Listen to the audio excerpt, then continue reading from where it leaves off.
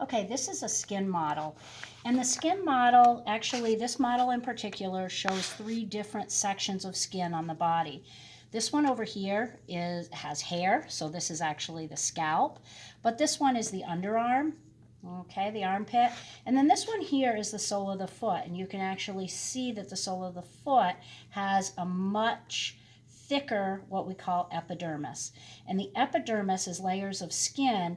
And as you look at the epidermis here, the epidermis is outlined by this blue section as we go across in each of the areas of the body.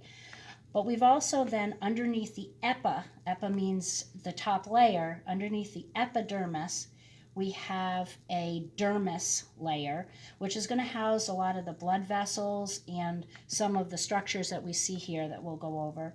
And then down below where you see all this yellow, that's either subcutaneous, we sometimes call it subcutaneous, and I think your book actually calls it hypodermis.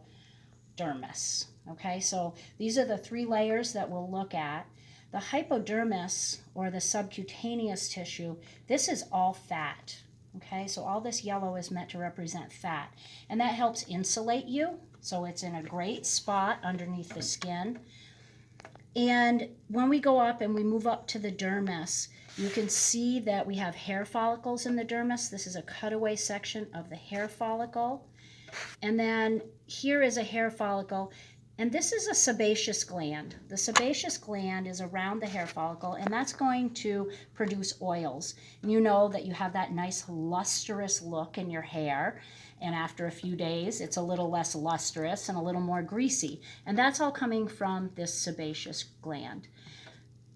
Next to that here is actually a muscle, and this is a smooth muscle, and the smooth muscle here actually causes the hair to stand on end. You know that is goosebumps, and that's an autonomic response. That means it's an automatic response. You don't think, oh, I'm going to have goosebumps. But when it gets cold, you know that this erector pili muscle will actually contract and the hair will stand on end. Next to that, we have a sweat gland. We have 2 different types of sweat glands on this model. This sweat gland, which is a little less obvious, but we have that in our scalp. And notice we have them on the bottoms of our feet and on our under our armpits. But we also have here is this larger sweat gland, and that's a little bit different type of sweat gland, and it produces more sweat. As you probably know, that's why we have deodorant.